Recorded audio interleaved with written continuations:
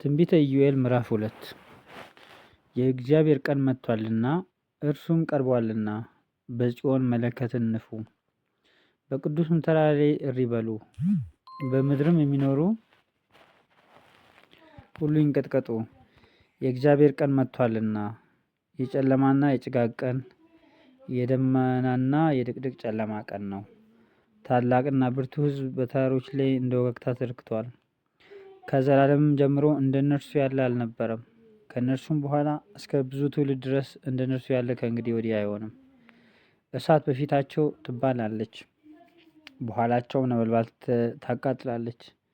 ምድሪቱ በፊታቸው እንደ ኤደን ገነት፣ በኋላቸውም የምድረ በዳ በረሃ ናት። ከእነርሱም የሚያመልጥ የለም። መልካቸው እንደ ፈረስ መልክ ነው፣ እንደ ፈረሶችም ይሮጣሉ። በተራራ ላይ እንዳሉ ሰረገሎች ድምፅ፣ ገለባውንም እንደሚበላ እንደ እሳት ነበልባል ድምፅ፣ ለሰልፍም እንደተዘጋጀ እንደ ብርቱ ሕዝብ ያኮበኩባሉ። ከፊታቸው አሕዛብ ይንቀጠቀጣሉ፣ የሰውም ፊት ሁሉ ይጠቁራል። እንደ ኃያላን ይሮጣሉ፣ እንደ ሰልፈኞችም በቅጥሩ ላይ ይወጣሉ። እያንዳንዱም በመንገዱ ላይ ይራመዳል፣ ከእርምጃቸውም አያፈገፍጉም። አንዱ ከአንዱ ጋር አይጋፉም፣ እያንዳንዱም መንገዱን ይጠበጥባል። በሰልፍ መካከል ያልፋሉ፣ እነርሱም አይቆስሉም። በከተማም ያኮበኩባሉ፣ በቅጥሩም ላይ ይሮጣሉ፣ ወደ ቤቶችም ይወጣሉ፣ እንደ ሌባም በመስኮቶች ይገባሉ። ምድሪቱም ከፊታቸው ትናወጣለች፣ ሰማያትም ይንቀጠቀጣሉ። ፀሐይና ጨረቃም ይጨልማሉ፣ ከዋክብትም ብርሃናቸውን ይሰውራሉ። እግዚአብሔርም በሰራዊቱ ፊት ድምፁን ይሰጣል። ሰፈሩ እጅግ ብዙ ነውና፣ ቃሉንም የሚያደርግ እርሱ ኃያል ነውና። የእግዚአብሔርም ቀን ታላቅና እጅግ የሚያስፈራ ነውና ማንስ ይችለዋል? አሁንስ ይላል እግዚአብሔር፣ በፍጹም ልባችሁ በጾምም በልቅሶና በዋይታ ወደ እኔ ተመለሱ። ልባችሁን እንጂ ልብሳችሁን አትቅደዱ። አምላካችሁም እግዚአብሔር ቸርና መሐሪ፣ ቁጣው የዘገየ ምሕረቱም የበዛ ለክፋትም የተጸጸተ ነውና ወደ እርሱ ተመለሱ። የሚመለስና የሚጸጸት እንደሆነ ለአምላካችሁም ለእግዚአብሔር የእህልና የመጠጥ ቁርባን የሚሆነውን በረከት የሚያተርፍ እንደሆነ ማን ያውቃል? በጽዮን መለከትን ንፉ፣ ጾምንም ቀድሱ፣ ጉባኤውንም አውጁ። ሕዝቡንም አከማቹ፣ ማኅበሩንም ቀድሱ፣ ሽማግሌዎቹንም ሰብስቡ። ሕፃናቱንና ጡት የሚጠቡትን አከማቹ። ሙሽራው ከእልፍኙ ሙሽራይቱም ከጫጉላዋ ይውጡ።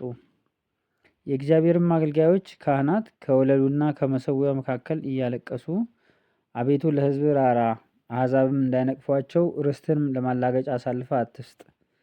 ከአሕዛብ መካከል አምላካቸው ወዴት ነው ስለምን ይላሉ ይበሉ። እግዚአብሔርም ስለ ምድሩ ቀና፣ ለሕዝቡም ራራለት። እግዚአብሔርም መልሶ ሕዝቡን እነሆ እህልንና ወይንን ዘይትንም እሰድላችኋለሁ፣ እናንተም በእርሱ ትጠግባላችሁ። ከእንግዲህም ወዲያ በአሕዛብ መካከል መሰደቢያ አላደርጋችሁም። የሰሜንንም ሰራዊት ከእናንተ ዘንድ አርቃለሁ፣ ወደ በረሃና ወደ ምድረ በዳ፣ ፊቱን ወደ ምስራቁ በር ጀርባውንም ወደ ምዕራቡ ባህር አድርጌ አሳድደዋለሁ። እርሱም ትዕቢትን አድርጓልና ግማቱ ይወጣል፣ ክርፋቱም ይነሳል አለ። ምድር ሆይ እግዚአብሔር ታላቅ ነገር አድርገዋልና አትፍሪ፣ ደስም ይበልሽ፣ እልልም በይ። እናንተ የምድር እንስሶች ሆይ የምድረ በዳው ማሰማሪያ ለምልሟልና፣ ዛፉም ፍሬውን አፍርቷልና፣ በለሱና ወይኑም ኃይላቸውን ሰጥተዋልና አትፍሩ።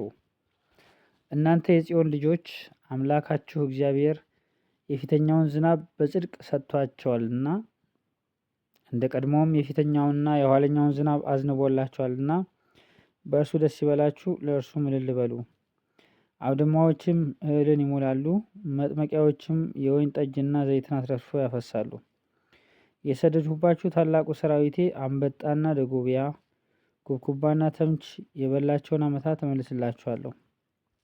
ብዙ መብል ትበላላችሁ ትጠግቡማላችሁ። ከእናንተም ጋር ተአምራትን የሰራውን የአምላካችሁን እግዚአብሔርን ስም ታመሰግናላችሁ። ሕዝቤም ለዘላለም አያፍርም። እኔም በእስራኤል መካከል እንዳለሁ እኔም አምላካችሁ እግዚአብሔር እንደሆንኩ ከእኔም በቀር ሌላ አምላክ እንደሌለ ታውቃላችሁ። ሕዝቤም ለዘላለም አያፍርም። ከዚህም በኋላ እንዲህ ይሆናል፣ መንፈሴን በሥጋ ለባሽ ሁሉ ላይ አፈስሳለሁ። ወንዶችና ሴት ልጆቻችሁም ትንቢት ይናገራሉ፣ ሽማግሌዎቻችሁም ሕልምን ያልማሉ፣ ጎበዞቻችሁም ራእይ ያያሉ። ደግሞም በዚያ ወራት በወንዶችና በሴቶች ባሪያዎች ላይ መንፈሴን አፈስሳለሁ። በላይ በሰማይ ድንቆችን አሳያለሁ፣ በታች በምድርም ደምና እሳት፣ የጢስም ጭጋግ። ታላቁና የሚያስፈራው የእግዚአብሔር ቀን ሳይመጣ ፀሐይ ወደ ጨለማ ጨረቃም ወደ ደም ይለወጣል። እንዲህም ይሆናል፣ የእግዚአብሔር ስም የሚጠራ ሁሉ ይድናል። እግዚአብሔርም እንደተናገረ በጽዮን ተራራና በኢየሩሳሌም መድኃኒት ይገኛል። ደግሞም እግዚአብሔር የጠራቸው የምስራች የሚሰበክላቸው ይገኛሉ።